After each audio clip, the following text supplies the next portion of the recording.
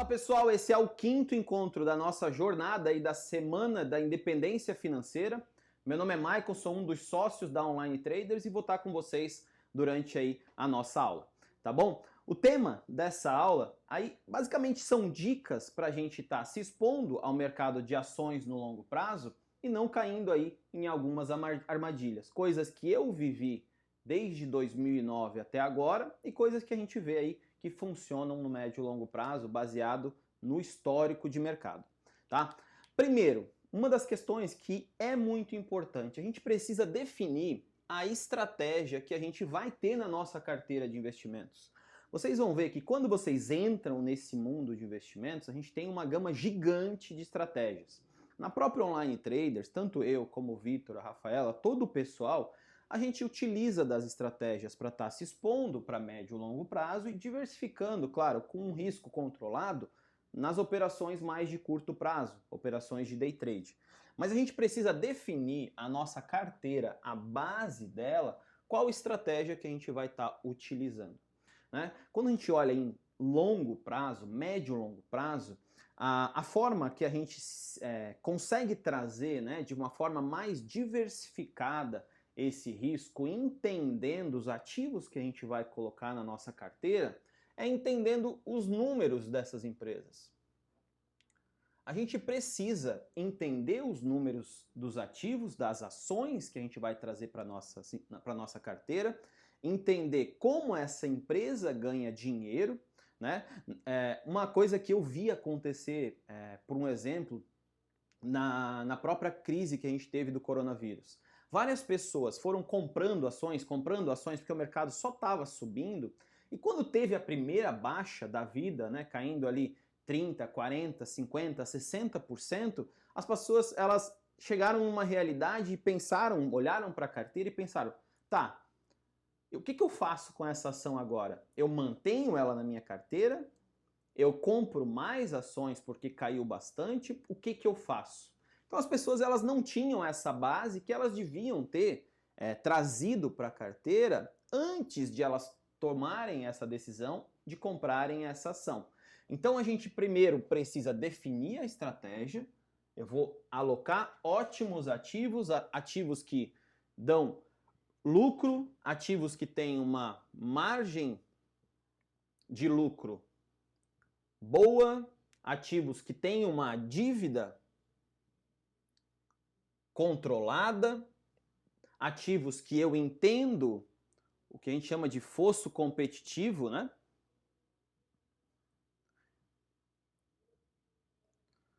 Que é essa dificuldade de outras empresas estarem copiando o modelo de negócio, né? Então a gente vai definir a estratégia e a gente vai começar a tomar a posição de trazer essas ações para a nossa carteira. Existe uma forma de a gente, para quem está iniciando, né?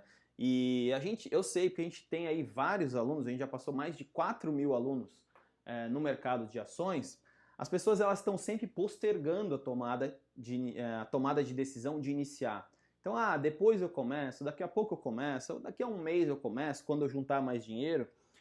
E uma dessas pontes que as pessoas elas sempre acabam trazendo como desculpa é, eu não sei qual ação que eu vou escolher para colocar na minha carteira. Essa ação é melhor que essa ação? E essa outra ação, ela é melhor do que essas duas? Então isso é sempre uma dificuldade muito grande das pessoas que estão iniciando. Então eu, como investidor, utilizo na minha carteira. Teve uma oscilação que a gente teve grande agora na Bolsa, mas ela fica oscilando, ela tem oscilado aí nos últimos meses entre 30% e 35% de tudo que eu invisto numa base formada por ETFs, que basicamente é uma carteira do mercado amplo daquela bolsa de valores. Então, no Brasil, a gente tem, por um exemplo, uma carteira que vai pegar, tu consegue em um único ativo, que é o nome de PIBB11, você chega lá no seu home broker da corretora, digita PIBB11. Se você comprar simplesmente uma cota de PIBB11, você vai estar investindo em 102 empresas. O PIBB11, ele replica o gestor, né, que vai tomar a decisão de qual ação ele vai comprar, ele replica o IBRX 100. Então, o IBRX 100, ele representa 95% de volume que é negociado na Bolsa de Valores brasileira. Então, você comprando um único ativo, você simplesmente tem uma exposição no mercado total brasileiro. Então, você vai ter a média de mercado. E aí, como a gente foi ensinado, né, eu falo isso por experiência, a gente sempre foi ensinado, quando a gente era criança, que a média ela não é tão boa. Mas simplesmente quando a gente olha para o mercado financeiro, quando a gente olha em prazos maiores que 10 anos, 84% dos investidores profissionais não batem a média de mercado. Então, você comprando simplesmente um ativo que replica o mercado total, amplo, né, de mercado, você vai estar capturando o resultado médio daquele mercado. E isso é uma exposição a mercado brasileiro. A gente tem formas de estar se expondo a outros mercados ao redor do mundo, como o mercado americano, o mercado chinês, o mercado indiano, basicamente por ETFs. Você não escolhe um único ativo, você simplesmente escolhe uma carteira ampla. Fechado? Então, essa aqui é um início que eu vejo que todo mundo deveria tomar. Tanto que no treinamento de ações, a gente começa montando esse colchão amplo. O John Bogle é um dos fundadores da Vanguard, né, que é uma das maiores gestoras do mundo, e ele iniciou, né, esse movimento por fundos passivos, que vão seguir índices amplos. Né? Você não compra um único ativo, e ele tem até uma frase muito legal, que por que a gente vai ficar buscando, né, encontrar a agulha no palheiro se a gente pode comprar o palheiro inteiro? Então por que a gente vai escolher uma única ação se eu vou ter que tomar um risco muito concentrado, né? Claro, se der certo, ótimo, mas é um risco concentrado, se eu posso pegar o mercado inteiro e subir com a média de mercado. E aí, pessoal, depois que a gente monta essa base com ativos que vão trazer essa estabilidade para a nossa carteira, pegando a média, aí sim, a gente vai simplesmente olhar, e aí a primeira questão que a gente deve pensar, né? Vocês vão ser muito assediados por vários negócios novos que estão aparecendo. Vai ter sempre uma ação da vez, uma nova Magazine Luiza, mas a grande questão, vocês vão ver, que, por exemplo, eu estou desde 2009 no mercado. Muitos investidores eu conheci. Eu não conheço um único investidor que comprou Magazine Luiza em 2015 e mantém Magazine Luiza até hoje. Geralmente o investidor, quando a ação ela sobe 200, 300, 400%, ele é bombardeado por notícia ruim. A ação tá cara, aí caiu 10%, essa ação, o mercado simplesmente se tocou que ela não é tudo isso, ela vai cair mais. Mas quando a gente olha para o mercado de ações, existe um jargão, né? Nada tá tão caro que não possa ficar mais caro. Então não é porque uma ação ela subiu que ela simplesmente tem que parar de subir. Quando a gente olha médio e longo prazo, né, se a empresa continuar agregando o mercado, melhorando as margens de lucro, aumentando a lucratividade dela, aumentando a penetração, porque muitas vezes uma empresa ela entra em um novo mercado, por exemplo a Amazon começou com livros, hoje tu olha a Amazon, ela tem várias empresas em vários mercados. Então a gente precisa pensar nisso, né? Claro, eu vou comprar uma ação muito boa e em algum momento ela pode vir a simplesmente explodir. E aí o que eu vou fazer? Uma lógica muito boa é que a gente tem que manter as plantas que dão frutos, né? Plantas que estão se desenvolvendo, e as ervas podres, né? as flores podres, a gente tem que pensar e tirar da carteira. Não vão ser todas as ações que vocês vão comprar hoje que têm bons fundamentos, que vão se manter com bons fundamentos. Em algum momento, isso vai acontecer e elas vão mudar, e aí você tem que tomar uma decisão de retirar elas. Mas não porque só elas subiram demais, mas porque elas mudaram os fundamentos. A gente tem o caso, por um exemplo, da Cielo. A Cielo, ela era esse ambiente confortável para todo mundo, né? Uma empresa que pagava bons dividendos, aquela parte do lucro que a empresa distribui com os acionistas que estão tomando risco no negócio. Só que em algum momento ela tinha um mercado quase todo para ela. E o serviço em si, para as pessoas que utilizavam esse serviço, não era o melhor serviço, mas era o que tinha. E aí chegou um monte de empresa cortando taxa e oferecendo uma experiência diferenciada.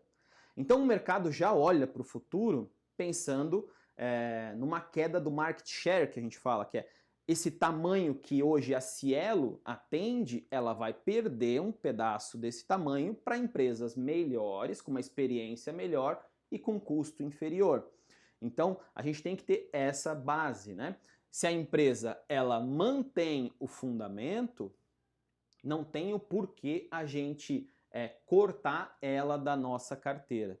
E claro, se uma empresa a gente comprou porque era líder de mercado, tinha um fosso competitivo, uma dificuldade de outras empresas estar copiando ela muito grande, uma empresa muito rentável, com uma base de clientes muito ampla, e simplesmente alguém quebra esse monopólio, né? A gente tem que pensar se isso não vai impactar nos próximos trimestres de resultado, nos próximos anos de resultado dela. Será que ela vai conseguir se reinventar? Então, essa quebra, né, da tomada de decisão, e aí trazendo esse exemplo que eu trouxe do coronavírus, é muito difícil, né? Quando você tem uma ação que cai 60%, 70%, como foi um exemplo de Gol, no coronavírus, pensa, você tem 1 milhão e você está perdendo 700 mil reais.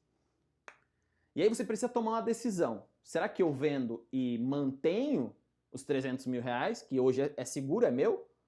Ou será que eu compro mais Gol? Pô, mas você não entende do negócio.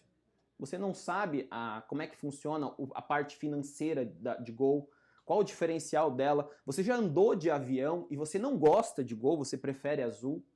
E você tem esse lixo na carteira. Então, essas bases a gente tem que ter muito clara.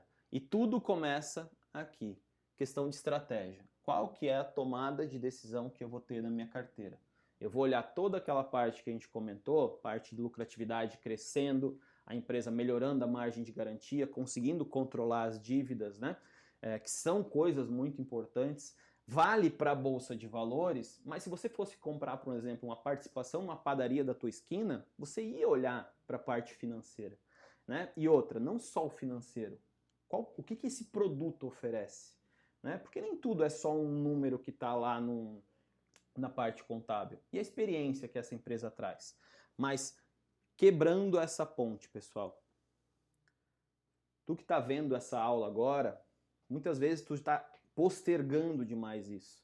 E esse postergar, tu tá com 20, 30, 35 anos e até o momento tu não iniciou porque faltava conhecimento. Faltava entender qual ação comprar, qual ação não comprar, se a ação caísse, o que você deveria fazer. Então, quebrando essa ponte, trazendo uma base sólida do mercado inteiro, você entra nesse mercado.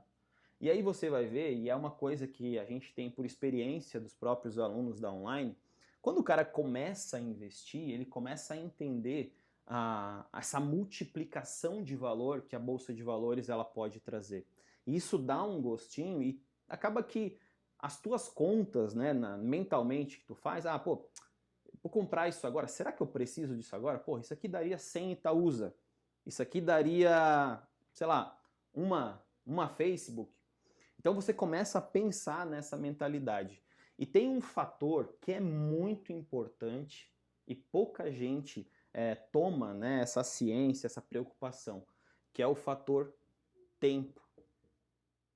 O fator tempo ele é muito importante nos investimentos, muito. A gente quando olha, e aí para a gente já tá indo para a nossa parte final dessa aula, quando a gente olha a Bolsa de Valores em alguns meses, é normal ela estar assim. Isso aqui é volatilidade.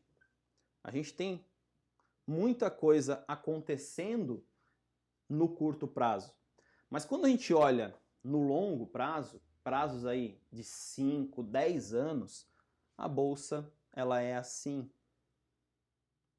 No longo prazo, o mercado ele se desenvolve, empresas melhores aparecem, a gente vê soluções novas, né, aparecendo para problemas que a gente já conhecia e essas empresas vão estar na linha de frente.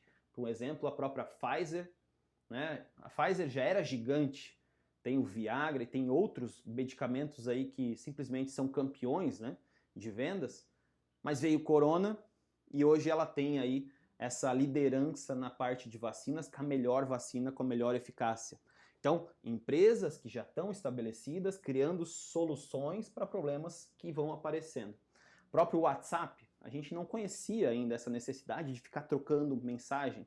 Apareceu alguém, criou o WhatsApp, foi incorporado por uma empresa negociada em bolsa e a gente pode ser sócio desses negócios no longo prazo.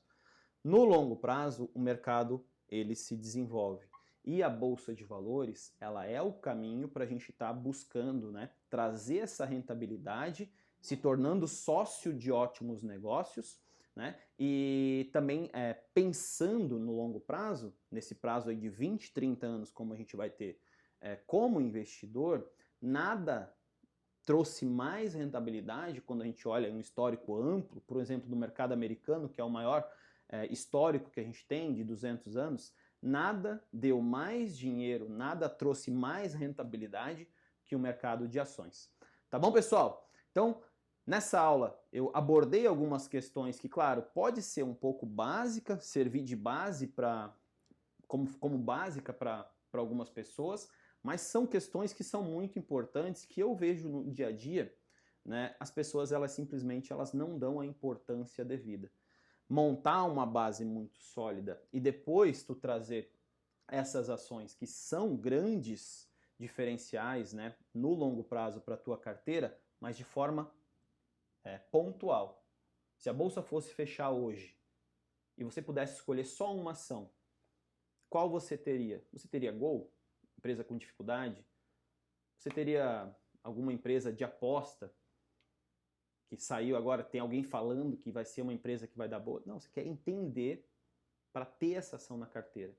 Então, monta a base primeiro e depois vai adicionando esses riscos. E pensando sempre em manter vocês muito firme nesse planejamento da estratégia que vocês abordaram. Tá bom? Então, agradecer, contem com a gente. Esse foi o 5º encontro da Semana da Independência. E não esquece, dia 14 a gente tem um evento presencial numa unidade online traders aí próximo de vocês. Tá bom? Um abraço.